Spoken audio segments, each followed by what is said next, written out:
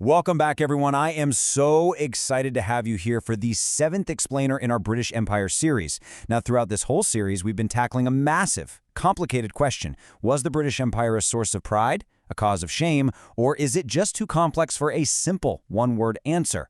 Well, today we are diving into one of the most dramatic and defining chapters in all of world history. It's called the Scramble for Africa. To keep things moving, we're going to break today's explainer down into 3 clear parts. Part 1 is the story. Part 2 covers some interesting facts, and Part 3 is a knowledge check to see what you've actually remembered. Stick around for the quiz at the end. Right, let's get into it. Part 1, the story. How on earth did an entire, massive continent get carved up by foreign powers in just about 25 years? The sheer scale of this change is staggering. Just look at these numbers. So in 1880, European powers controlled roughly 10% of Africa, and it was almost entirely just little coastal trading posts. But fast forward to 1914, that number skyrocketed to 90%. 90%! By that point, literally only 2 nations, Ethiopia and Liberia, managed to remain independent. So how did this happen so incredibly fast? Well, believe it or not, it started in a single room. In November 1884, the German chancellor, a man named Otto von Bismarck, invited 14 European powers to the Berlin Conference. They sat around this giant table, rolled out a map of Africa, and for 3 months, they literally just drew lines across it, dividing up the continent among themselves. But here is the most shocking part. There wasn't a single African person in that room. Thousands of years of complex history, hundreds of distinct kingdoms and cultures, all carved up by European politicians who didn't even bother to consult the people who actually lived there. Now, you might be wondering, Europeans had traded with Africa for centuries without conquering it, right? So why the sudden rush in the 1880s? Well, it boils down to technology. For a long time, the disease malaria basically made the African interior a no-go zone for European explorers. But then they discovered quinine, a medicine derived from tree bark. It prevented malaria and suddenly made the whole interior accessible. Throw in steamships for really fast river travel and railways to transport troops inland, and the continent was physically conquerable. But the final devastating piece of that puzzle arrived the exact same year as the Berlin Conference, in 1884, the Maxim gun. This was the world's first fully automatic machine gun. Just one person operating it could fire 600 rounds a minute. 600! The technological gap suddenly became a terrifying chasm. African armies, who were often defending their homes with spears and older muskets, simply had no answer to 600 bullets a minute. Okay, back to the Berlin Conference. The Europeans came up with a rule called effective occupation. Basically, to claim a piece of land, a European country actually had to have people there on the ground planting a flag. This kicked off a frantic, incredibly messy race. But the borders they drew back in Berlin, they made 0 sense for the people actually living there. They completely ignored ethnic, linguistic, and cultural boundaries. They just drew straight lines, splitting up allied groups, and, in many cases, forcing traditional enemies into the exact same territory. Britain was the biggest winner in this land grab, and a massive driving force behind that was a single guy, Cecil Rhodes. Rhodes had made an absolute fortune in South African diamond and gold mines, and he used that immense wealth to bankroll British expansion. Now, Rhodes was openly a white supremacist. He honestly believed the British were the finest race in the world. His ultimate dream was a Cape to Cairo territory, this massive, unbroken stretch of British land running all the way from Egypt in the north down to South Africa. He even funded the conquest of an entire country and literally named it after himself, Rhodesia, which we know today as Zimbabwe. But, and this is absolutely crucial to understand, African people did not just sit back and accept this. Resistance was fierce, it was courageous, and it was constant.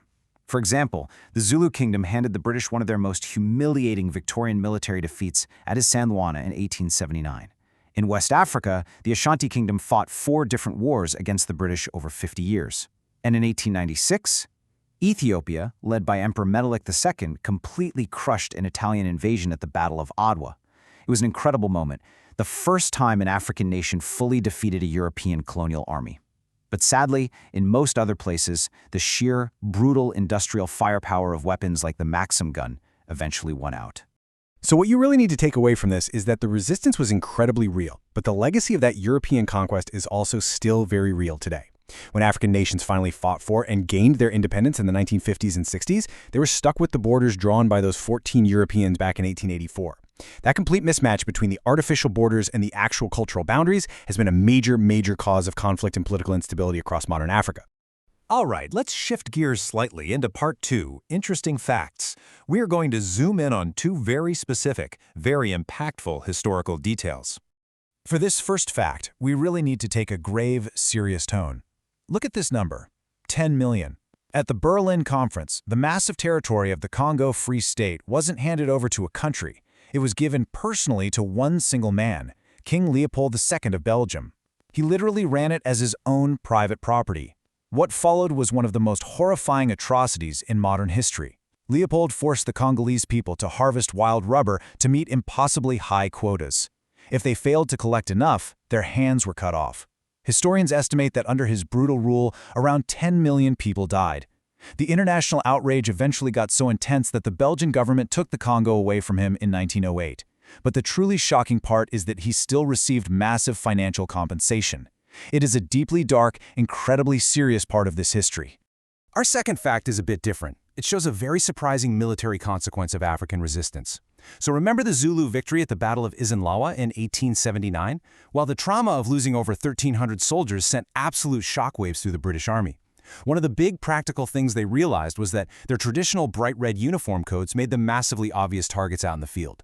So, directly because of that defeat, the British Army decided to ditch the redcoats and switch to khaki, a dust-colored uniform that blended in. That switch is basically the direct ancestor of modern military camouflage. Pretty memorable, right? Okay, it is time for Part 3, the knowledge check. Let's see how much you soaked in today. I'm going to read the question and the 4 options. Then I'll give you exactly 4 seconds to walk in your answer before I reveal the truth. Let's do this. Question 1. What percentage of Africa did Europeans control in 1880 versus 1914? Is it A, 50% in 1880, rising to 75% by 1914? B, 5% in 1880, rising to 60% by 1914? C, approximately 10% in 1880, rising to approximately 90% by 1914, with only Ethiopia and Liberia remaining independent? Or D, 25% in 1880, rising to 50% by 1914? 4, 3, 2, 1. The correct answer is C. Europeans controlled roughly 10% of Africa in 1880, rising to roughly 90% by 1914, with only Ethiopia and Liberia remaining independent. Question 2. What were the 3 technological changes that made the scramble for Africa possible? A. Better maps, larger ships, and improved food preservation. B. Quinine to prevent malaria, steamships and railways for transport, and the Maxim gun. C. Better compasses, larger armies, and superior cavalry. Or D. Improved communication, printing, and diplomacy. 4, 3, 2, 1. The answer is B. Quinine made the interior accessible, steamships and railways enabled transport, and the Maxim gun gave overwhelming firepower. Question 3. Why were the borders drawn at the Berlin Conference so damaging for Africa? A. They gave too much land to Britain and not enough to France. B. They were drawn by people with no knowledge of African geography at all. C. They bore no relationship to the actual distribution of peoples and cultures, splitting ethnic groups and forcing enemies together. Or D. They prevented African countries from trading with each other. 4, 3, 2, 1. It's C. The borders bore no relationship to the actual cultures living there, which forced enemies together and contributed heavily to 20th century conflicts. Question 4. Who was Cecil Rhodes and what was his Cape to Cairo dream? A. A British explorer who mapped the Nile from source to sea. B. A diamond and gold mining magnate who became Cape Colony Prime Minister and dreamed of an unbroken line of British territory from Egypt to South Africa. C. The British general who won the Battle of Omdurman. Or D. The founder of the Berlin Conference. 4, 3, 2, 1. The correct answer is B. Cecil Rhodes was a mining magnate and politician who dreamed of a continuous, unbroken line of British territory stretching from Egypt all the way down to South Africa. Final question. Give one example of successful African resistance to European conquest during the Scramble. A. The Congo successfully expelled Leopold II's forces. B. South Africa defeated Britain permanently. C. Ethiopia, under Emperor Menelik II, defeated Italy at the Battle of Adwa in 1896, remaining independent.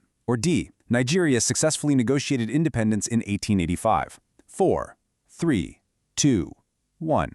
The correct answer is C. Ethiopia, under Emperor Menelik II, defeated Italy at the Battle of Adwa in 1896, making it the first African victory over a European colonial army.